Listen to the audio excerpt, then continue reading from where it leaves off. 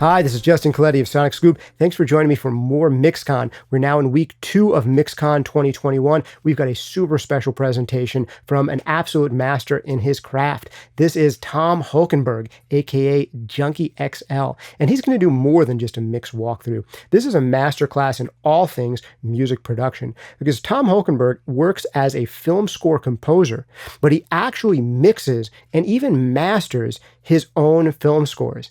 And he does more than that. He creates his own sample libraries from scratch that he uses in his own film score work. So I think we can learn from him on each end of that process.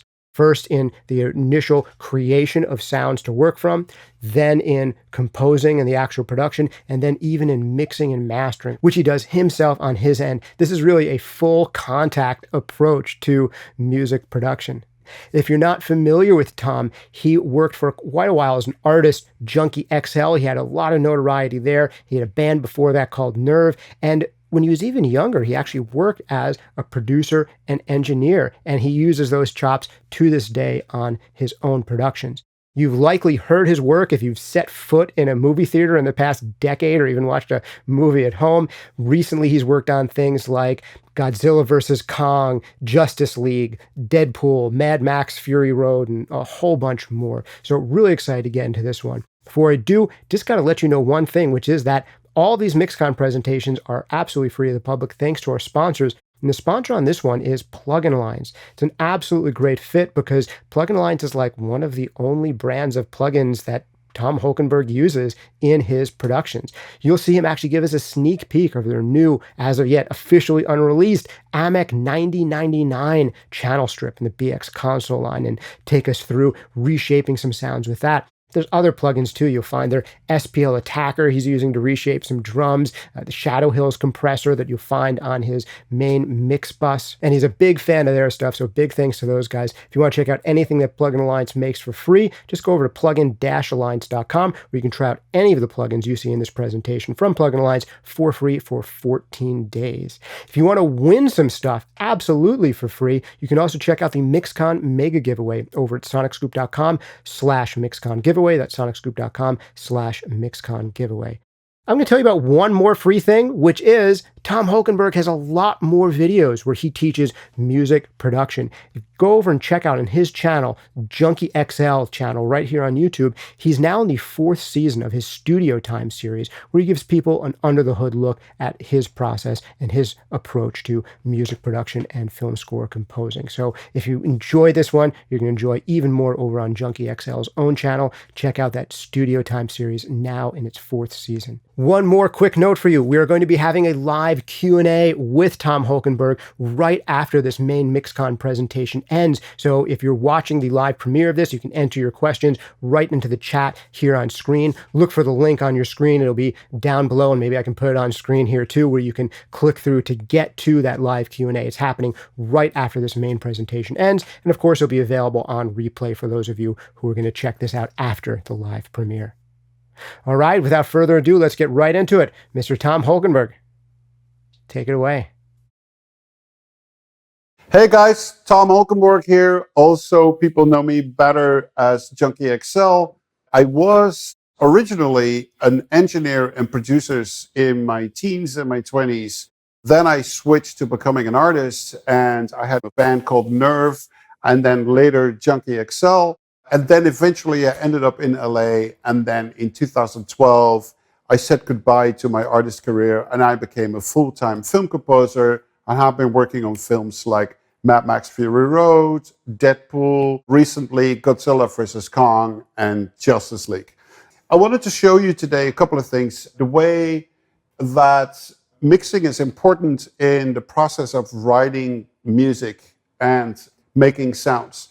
So since I have this engineering background, I usually take care of most of that myself throughout this whole process. I love to engineer myself. I record things myself here in this room, but also in studios. I mix everything myself. I master also everything myself. And I also mix the soundtrack usually myself and master that also myself. I just love the whole process of it. I love to turn that head around from being a writer to being just a mixer. In my YouTube channel, Studio Time, I feature a lot of these different aspects, like how important they are for me. So there are 3 to 4 steps really important in that process. And that is A, to create sounds. I always create sounds myself constantly. And I have a session open that I want to show you how I make sounds and how I use plugins to create a really as awesome as I can sound. And then I turn it into a simpler instrument. So by the time I play the simpler instrument, so much mixing and processing has already gone into that result. Then we're going to go to step 2, which is my template. In my template, all these sampler instruments are now coming back in Cubase. And then additional processing is being done on top of that. And I will show you that, how plugins are being used, what effects I'm using, if there's group processing and such. The third step is when I mix a piece of music that will be played in the theater. So I'll show you a little bit of that. That is step number 3. Plugins obviously are very important in that as well, and mixing techniques. And then the 4th step is a typical mix for a soundtrack CD, where now additional mixing is being done because we're talking different dynamic ranges, and we're also talking about the mastering chain involved. I want to look at a session here currently open, and I have a few plugins open. One is the SPL Attacker, which is incredible, fantastic little plugin that I use a lot on percussion, but also strings and guitars and whatever. I can use it to give the source sound a little bit more attack. I'm using the Pro R by FabFilter, which is by far my favorite reverb. And I also use their multi-band compressor a lot. Here I have open from Plugin Alliance, which is not commercially available as far as I understand currently. It's the Amek 1999. So this is like modeled from one of their consoles. And I remember working with these consoles. I worked the Mozart and the Hendrix. For people that are Amek fans, they potentially understand what consoles I'm talking about. So what I have here is that big, massive drum that I have made for myself that I've been using in all kinds of film scores. So this is part of that sample session that I did with that drum. And I just want to play you a little bit of it, and I make sure that all the plugins are bypassed. Here we go.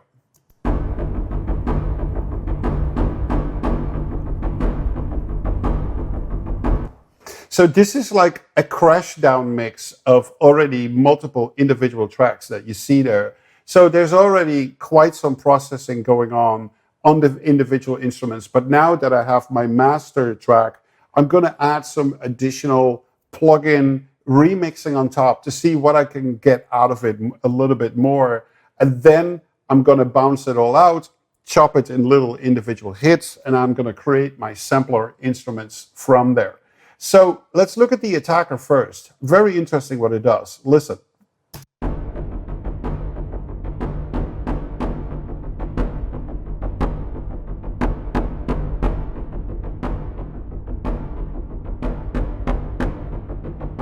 Phenomenal, isn't it? And you can use that on all kinds of different instruments, so you get really, really, really great results. So next one I want to show you is the reverb.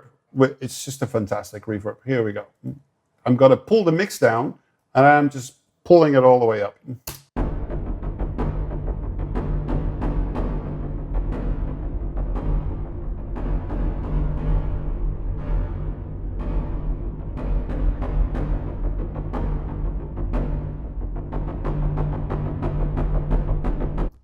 Beautiful reverb. And so this is actually the default setting it comes with. It has like amazing presets. A lot of the ones that is really nice is the Amsterdam Concert Hall Classic and Modern. For people that don't know, the Amsterdam Concert Building, not only does it have one of the very best orchestras in the world, but the sound in that room is absolutely phenomenal. So it's really great to see that really well-programmed version of that in this reverb.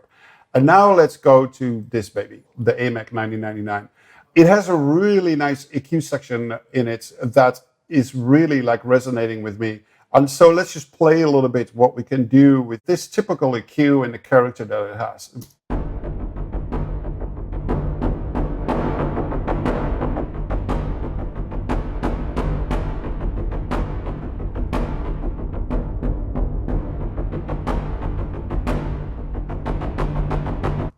I like how it really brings out that snappy little top end on the skin that I do here.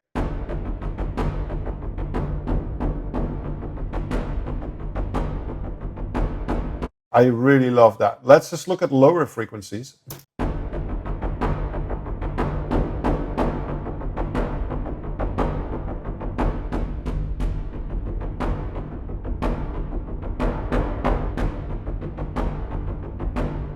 So what that mid frequency does for me, like around 700, is like it gives us that wooden skin sound when you hit it with a big wooden stick. It just brings that acoustic quality out a little bit more.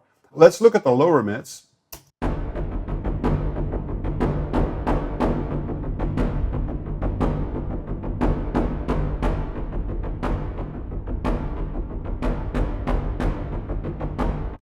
So this brings out a little bit more the tone of the tom. It's not the low end, it's more like the tone that it has. So it's nice to add a little bit of that 100, 150 in.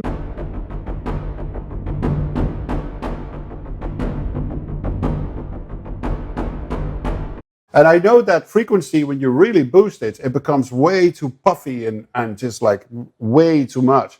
But it's nice to have it a little bit in there. Sometimes I boost these frequencies to then put a multi-band compressor after it on that frequency to compress it a little bit. But I also use the FabFilter Q3 for that, which has the dynamic EQ that does it so well. So you can boost something, but then you can have it almost like compress when that frequency becomes too much in a buildup. It's also a beautiful plugin. So let's look at the low end. I already did something which is like around 40, 50.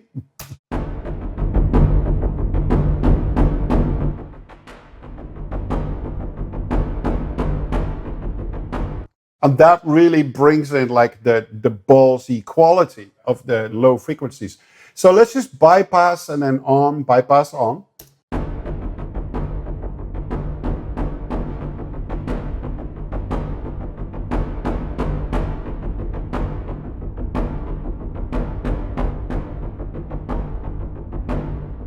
So you can hear it's like very subtle what I'm doing here, but that's the stage that I'm in right now with this particular mix. It's just like tweaking it a little bit because I already did so much on the various different channels. So it gives it a really nice extra quality. And let's see how much of the SPL we want to add to it.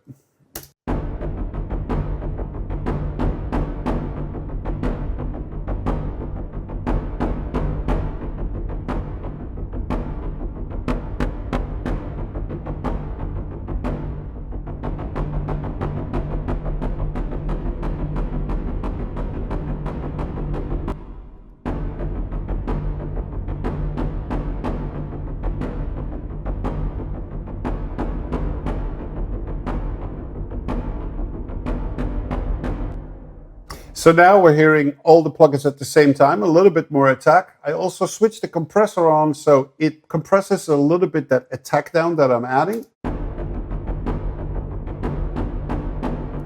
And then we added a little bit of that Concert Hall Amsterdam modern to it. Let's now put these plugins on, and I'm going to bypass the whole change so you can hear the difference.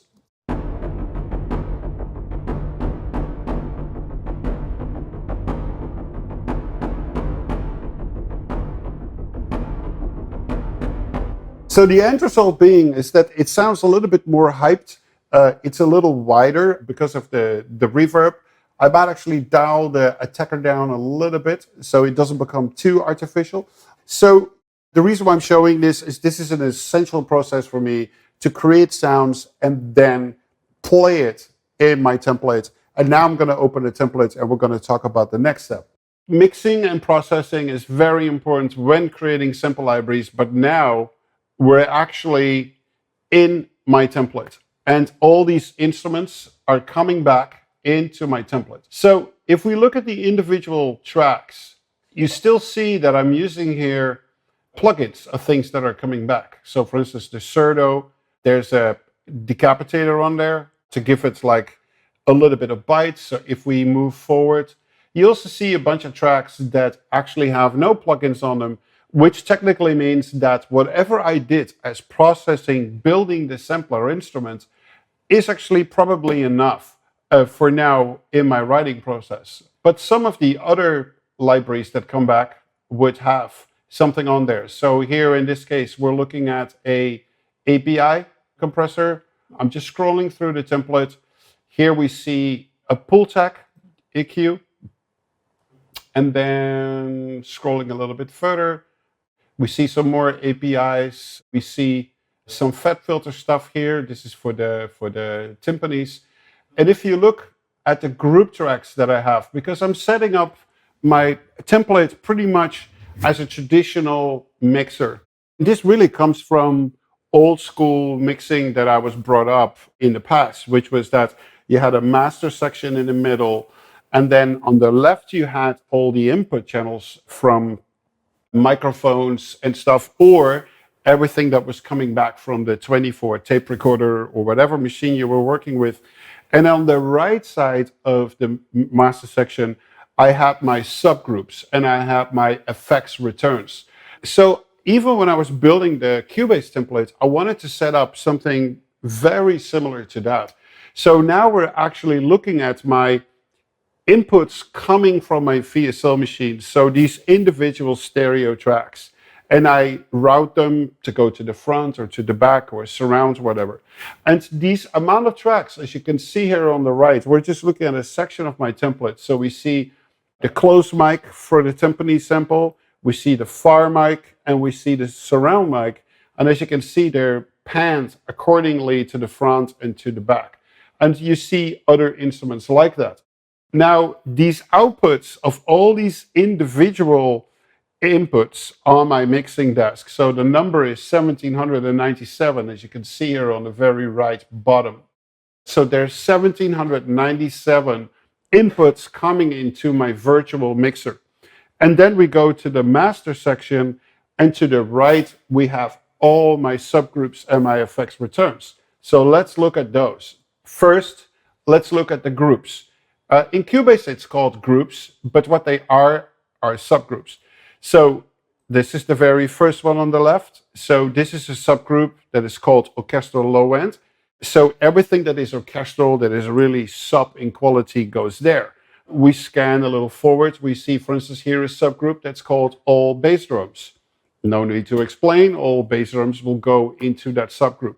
And so forth and forth. So how many subgroups do I have in total?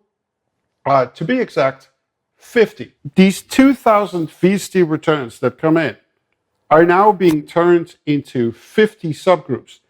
The mixing of 50 subgroups is a whole lot easier to comprehend than 2000 individual tracks. So by making subgroups, you have a couple of really, really big advantages. A, the mixing of your balance becomes a whole lot easier when you have 50 subgroups instead of 2000 individual tracks. The other really big advantage is that you can put something on your subgroup to process a group of channels together. Again, this comes straight from the past when I was doing straight up old school recording. So you would have 12 microphones coming in from the drum kit, and you would create a subgroup that was called drums total. And then we went to the right side of my master section, and now I had two faders that was the subgroup of the drums. So every individual instrument of the drums was mixed into one stereo group.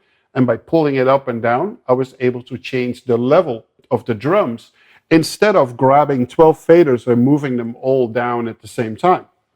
Later, mixing consoles were developed with VCA faders, and that was a big change.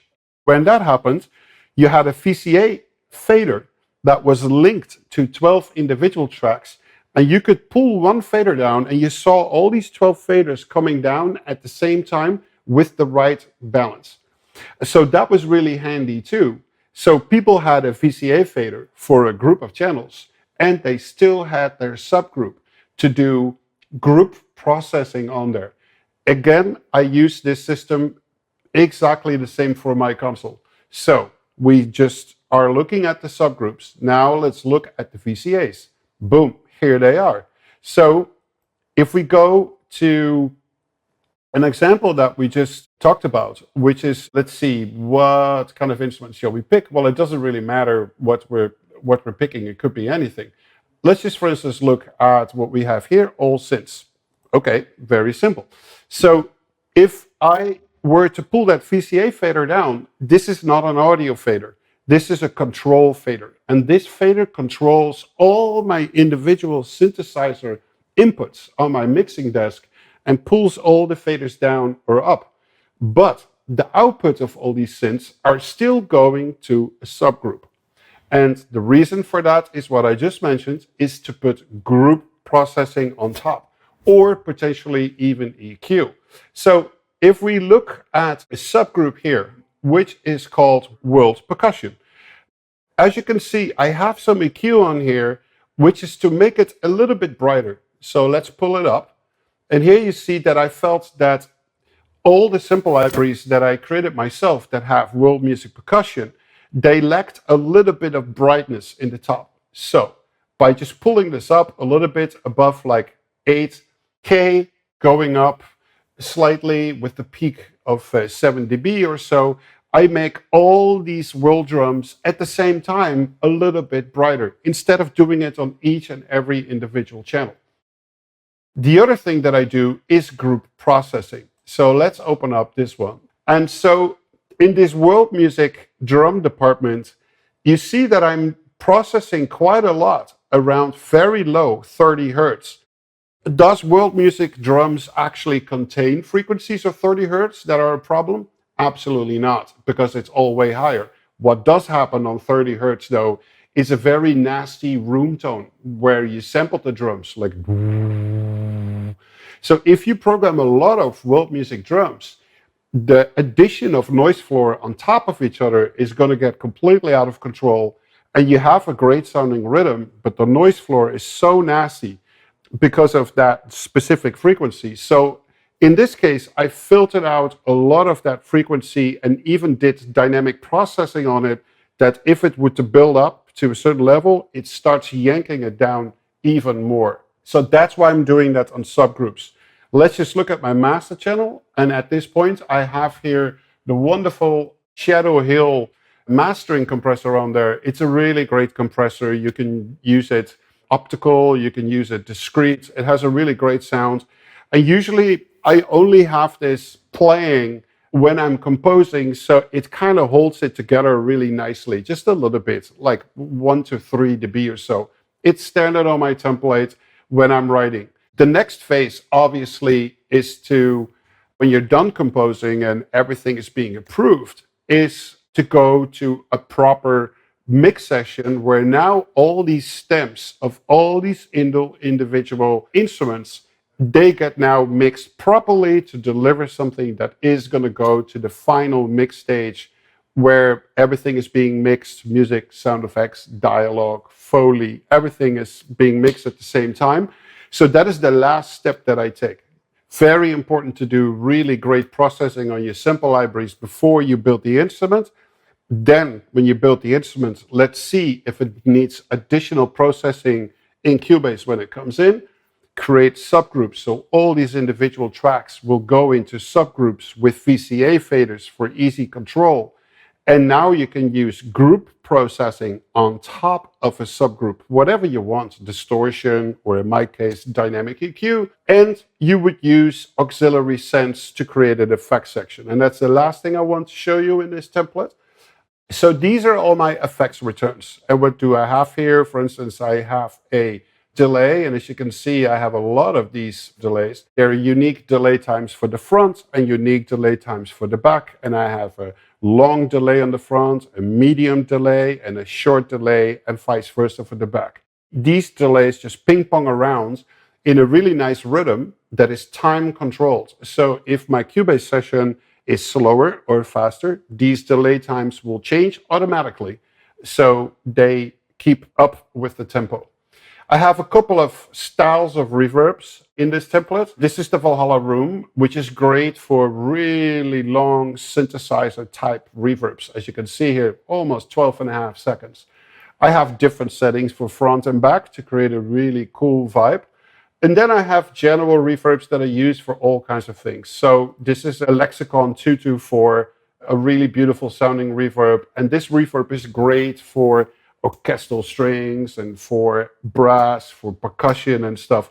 I actually recently switched to Proverb by FabFilter because I think it's even better than the 224. So I switched that out in my newest template that I'm currently building. And then you see also a reverb like Back Hole, which is an even type reverb. And this one is like mega long. I think this one is set to almost like 50 seconds or something, which is really great when you're using it for ambient type experimentation. It's absolutely wonderful to use it for that. So as you can see, these are quite some effects that are coming in. So roughly 60 or so. And it's really great to have individual reverbs and delays in your mix session, because if you're using the same reverb for all the channels that you have, you're going to create like not a really thick sounding mix or a deep sounding mix. Because to create depth in your mix, you need something from very dry mono that sits right here to something that is panned over there with a little bit of short reverb,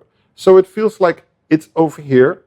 And then you need stuff that is stereo with a longer reverb, so it sits over here. And then you need things that have a lot of reverb and very long, so they feel they sit over there. And then you need things that only have reverb and they come completely from the back. And if you listen to such mix on your headset, for instance, you really feel the depth and the spaces that all these things are taking place. So why is this important to do this in a template? Why not leave this up to the mixing engineer later on? Well, if you're composing and you're composing in a template where all these things have been taken care of on forehand, you are composing in depth. You are composing in a space. Because otherwise you would be composing a dry signal, a dry signal, a dry signal, and a dry signal. And after 4 layers of writing, you feel, man, it starts to sound really dense and I can barely hear the difference between this line and this line. But if you start panning one line over here and one over there, and one over here with reverb and one in the back, now your arrangement is so cleaned up that you can add more layers and you can do more production and you can do more arranging. So for me, it's very important that mixing and processing is part of your templates before you even start writing your first note.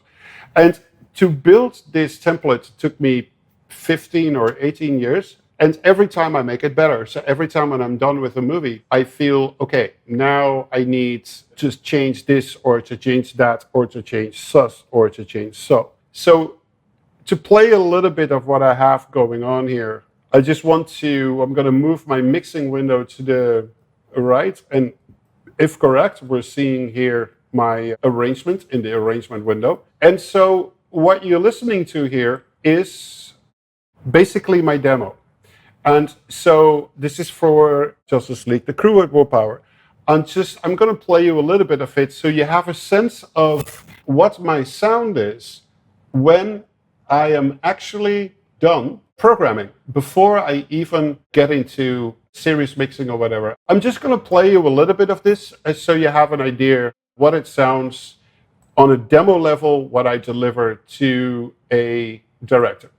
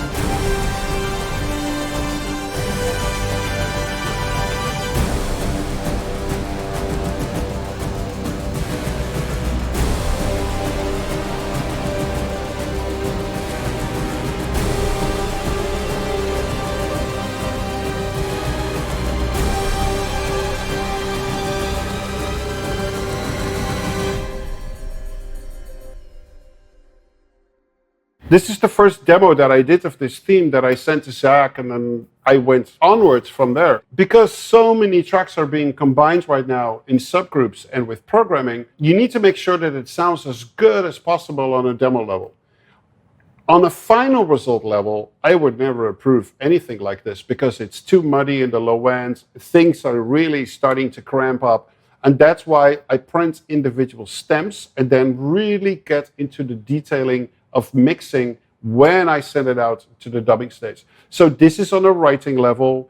Actual mix moves that I do with levels and automation is really minimal because I need to work so fast when it comes to writing new music. No composer has time to extensively mix a demo before you send it out. It doesn't work. So you have to make sure that your template is doing all the work possible for you. And then when something is approved, you go to the final mix stage. And that is the session I'm going to open up right now. Okay, so now we're looking at the mix session of this same piece of music that we just looked at. If we look at this, the arrangement window, you see that there's no MIDI anymore. All the MIDI is gone. And now every MIDI part, more or less, is now being represented in an audio file. And so now also the live brass has been added that we recorded in London. We also have live strings being added. And we're now currently looking at a mix session that I did uniquely for the soundtrack. So it has a little bit more detailing in it than you do for a theatrical mix, and I'll tell you why. A theatrical mix is done in 5/1 or in quad, and this session is actually in quad.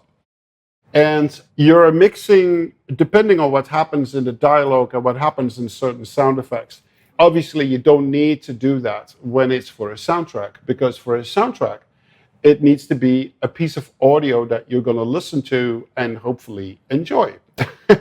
And when you mix for a movie, you constantly need to make these little mix changes because there's an important dialogue line or there's an important sound effect that you need to hear. So you need to make these little tweaks, not for the soundtrack. So this is the soundtrack version of that mix. But we do see all these individual audio parts here that are derived from the MIDI. So now I'm seriously going to look what needs processing, what doesn't need processing, what sounds great the way that it does. So let me open up the mixer window here. And we see now, instead of subgroups and instead of VCA faders and instead of auxiliary sends and returns and individual input channels on my virtual desk, the VST returns, we see just the audio tracks that represent this cue. And as you can see the number here, 87. So we boiled down the whole arrangement into 87 stems that I'm going to mix, and those 87 stems will go to the dubbing stage where they will be played at Unity, and that is my mix. So a dubbing engineer can go in and say, for instance, I want a little bit less of this stem because of this sound effect. I want a little bit more of the percussion because it needs to cut through in this action-heavy scene. So that is what a dubbing engineer is doing on the stage. But in order to do that, he needs stems to do it with. So you would never send 1/5/1 mix and that is being used in the film. Never. You always send stems that are playing back at 0 dB and make tiny little changes in the balance. So what I'm doing here, if we now look at the mix, it's like, you see how little plugins I inserted? Almost none. You see that? Almost none. And maybe it is actually none. 0.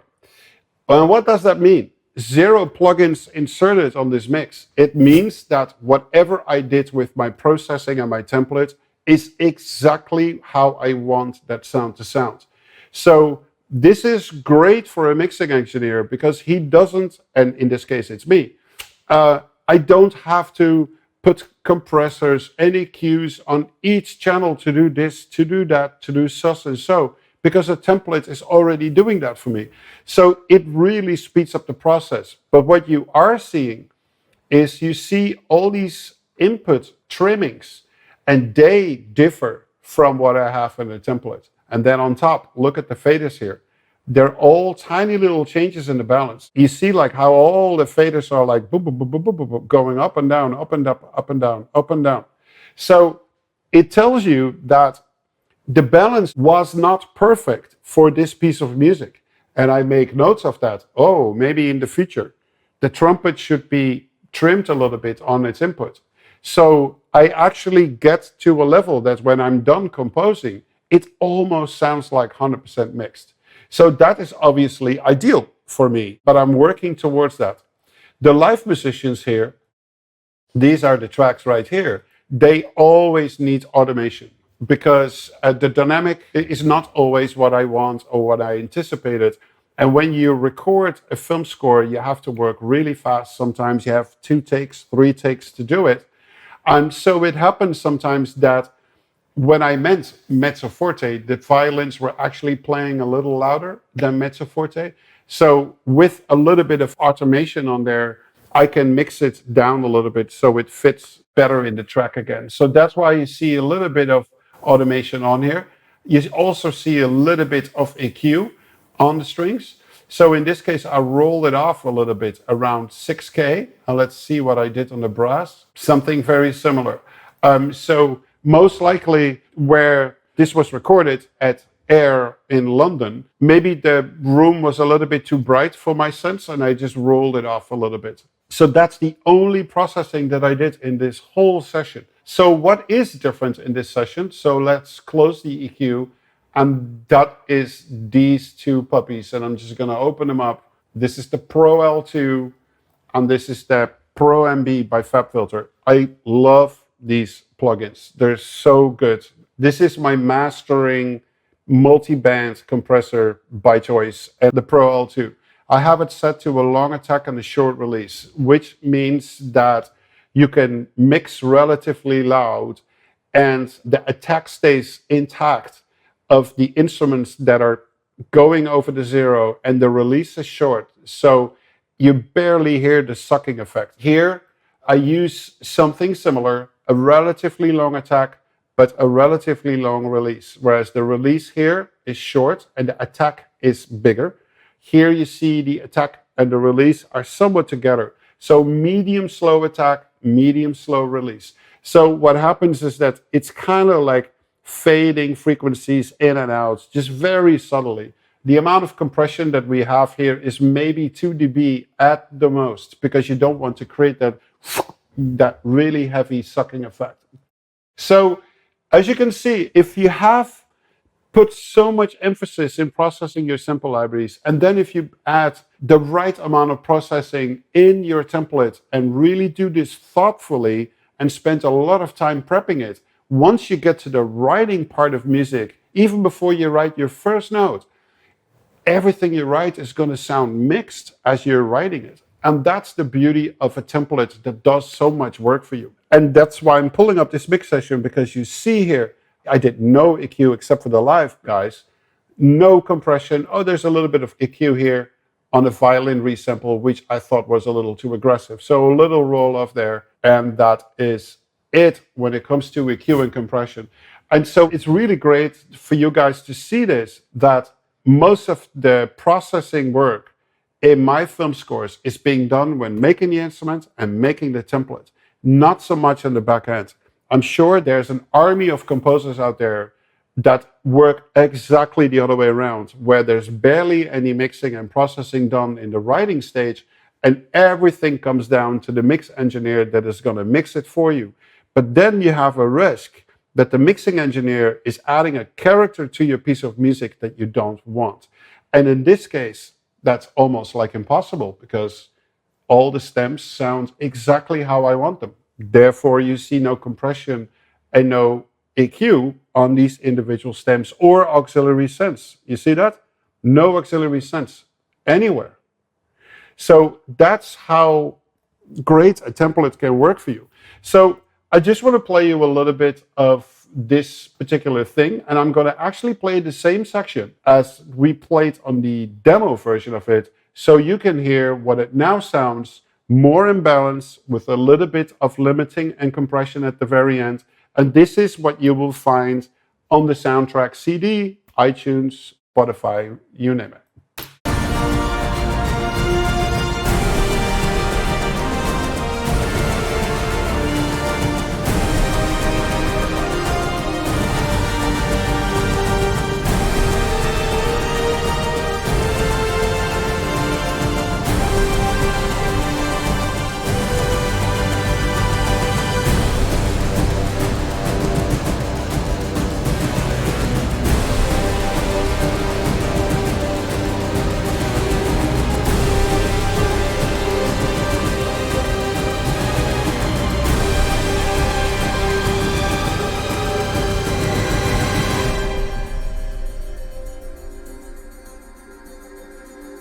And that's it. It was a pleasure to be with you guys and to explain all this to you. If you have any question of what you saw today, don't hesitate to go to my YouTube channel where all the studio times are available, and just post questions there, and we'll get to it in a future episode of Studio Time if there was anything unclear here. So thank you so much. And again, thanks for watching. It was a pleasure to do this. See ya. All right, that was a truly awesome masterclass from a truly awesome master of his craft, Mr. Tom Holkenborg, also known as Junkie XL, absolute master film score, composer, and recording, mixing, and mastering engineer who creates his own sample libraries, mixes, and even masters his own tracks for theatrical release and for commercial release as soundtracks as well. So super happy to have had him on. If you enjoyed this one, you're absolutely going to love even more stuff over on his channel. So look for the Junkie XL channel right here on YouTube, and check out his Studio Time series in particular, now in its 4th season, where you can find a lot more videos where he really goes into depth on his process for composing, for production in general. Big thanks again to Plugin Alliance. Thank you, Tom, for giving us a sneak peek of that Amek 9099 console, which is going to be officially released very soon. The SPL Attacker, the Shadow Hills Compressor, and really cool to see you using their tools, and only a couple of plugin brands even seen here in addition to the stock plugins in this DAW. So that is a high compliment coming from a guy like Tom Holkenborg. If you want to check out anything that Plugin Alliance makes for free, check them out over at plugin-alliance.com. That's plugin-alliance.com. And if you want to sign up to win some free stuff, check out the MixCon Mega Giveaway over at sonicscoop.com/MixCon Giveaway. That's sonicscoop.com/MixCon Giveaway, where you can win a ton of free stuff. One last quick note, if you're watching the live premiere of this video, we're going to have a live Q&A with Tom immediately following this presentation. So look for the link for that here on your screen, and Tom will be answering the very best ones in the live Q&A that's starting right after this. This has been Justin Coletti of Sonic Scoop. Thanks for hanging out with us. See you next time.